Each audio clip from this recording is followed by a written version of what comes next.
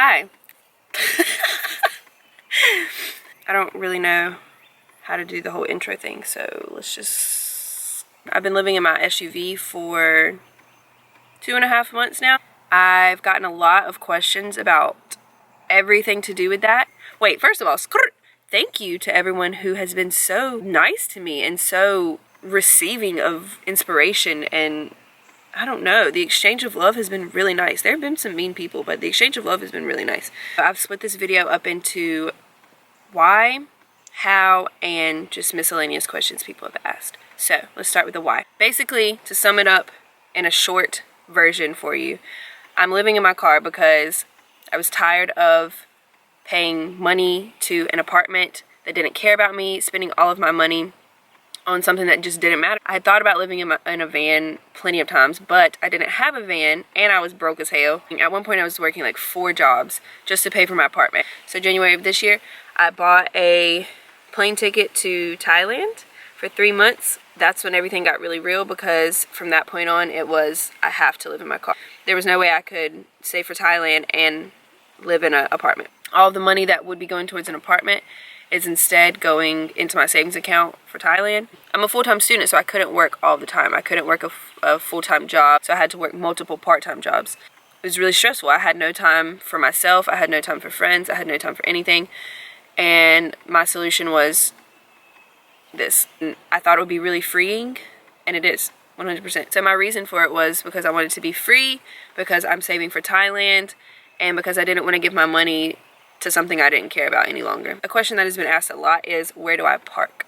Generally, I park at my friend's place. I got super lucky, and they literally have just made this whole experience like beautiful. I do travel out sometimes, but because I'm stationary due to being a full-time student and working 2 part-time jobs, I stay in this general area most of the time, except on the weekends. And then whenever I'm traveling, like I went to visit some friends in another city, and that night I just stayed in a parking lot. Basically, I just feel for where feels right, where it looks safe, where's well lit, whatever feels safe, whatever my intuition is telling me. I just trust that. How do you do your homework? This was asked by a girl in my class, so she's like, I know that you go to school. How are you living in your car? Whenever I get out of work, I go to my campus and get Wi-Fi, or I go to a coffee shop, or I go to a friend's house. Most of the time I go to my school, or on the weekends I go to a coffee shop. Hygiene, let's talk about hygiene. Where do I go to the bathroom? Where do I shower? Basically, I wake up at 6 a.m., I go to the gym, get my little workout on, and then I take a shower there at the gym, use the bathroom there. It's at Planet Fitness. I have a membership there, so then whenever I'm in other cities, I just find a Planet Fitness. I'm not gonna lie to you, I pee in the woods sometimes. I pee on the ground. Like, I do it. I keep some wipes in my car, and if I have to pee when I'm asleep, I get out of the car, and if I'm not in like a sketchy situation, pee, and then I go back to sleep. Because I'm at school and work a lot, I use it at school and work.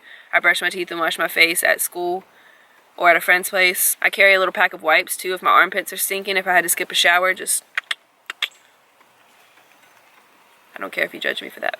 We all stink sometimes. How do you cook and store food? That's a good question. So I have a cooler. Inside of my cooler, I have little ice packs, and I freeze them at work and at friends' houses, and then whenever I go to those places, I just put them back in there. Usually I'll cook all my food at the beginning of the week because I'm super busy during the week. Is this focused? So I don't really have that much that actually has to stay cold. I don't eat any animal products, and I feel like animal products are probably the thing if you were living in a car that you would have to keep cold. I mostly just eat fruits and vegetables. If I do decide to cook one week, I'll meal prep all of my food at the beginning of the week. I'll make it at a friend's house, and if that doesn't work out, then I'll just wing it. I'll just eat sandwiches. Sometimes I eat a lot of Chipotle. I'm not even gonna lie to you. How do you pay for it all? What are your biggest expenses? The only expenses I have are gym membership, food, and gas. Laundry, I just go to a laundromat or I wash clothes at a friend's place. How do you stay warm or cool? At night, I crack the front 2 windows because I have curtains. If I'm sleeping at my friend's place, sometimes I'll just sleep with the windows down and hope that no animals come in. Most of the time, I just try to wake up before the sun comes up, and then that way it doesn't get really hot in here. And then as far as cold, the coldest it has been is 27 degrees. Bruh, I was cold. I was really cold. So, Yeah, that was a little bit of a problem. If I had more blankets, I would have been fine. What surprised you in your journey to van life? How easy it is. Okay, it's easy, but it's also hard. One of the best things about it is when it's messy back here and I feel like, oh my God, I need to clean out and this and this and that. I literally have like 17 things. And so it takes me 10 minutes to clean up my whole car. You can never be somewhere and have forgotten something because your home is always parked right outside. What specific benefits and obstacles do you think you have gained or faced while being a female solo traveler? It's really put this new sense of freedom into my heart about like what it actually is. It's changed my relationships with people. That may sound a little weird, but it's changed the way I'm viewing myself and the way I'm viewing other people. And oh my God, that's so cheesy, but like freedom and intuition are the two things that pop into my mind. I literally do whatever I want as long as I feel like it's the right decision. That's the best thing about living in the car. And the best thing about being a solo female traveler. People are kind of astounded. Another reason I really wanted to make this YouTube is because it's not often that brown girls traveling solo get enough credit. When you look at YouTube videos, a lot of times it is white males. And like, that's fine. Like, that's cool.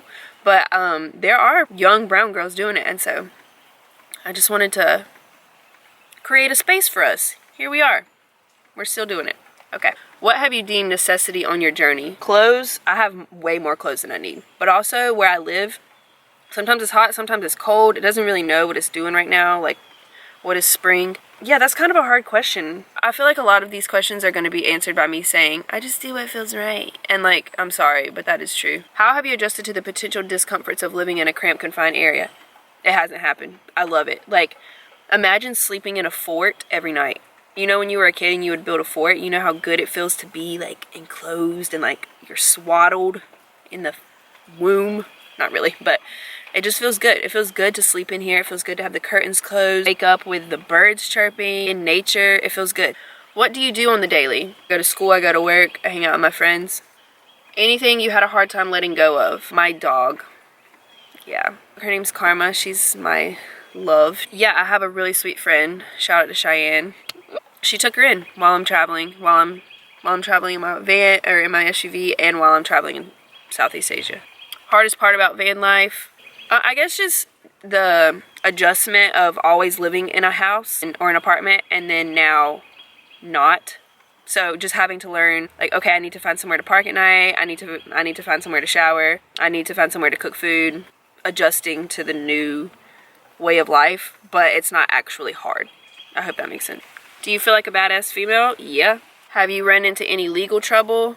No. I got stopped by a cop once and he was really weird and like looked in the back of my car. And I was like, who do you think you are? And he just looked in the back and asked me where I was from and where I was going.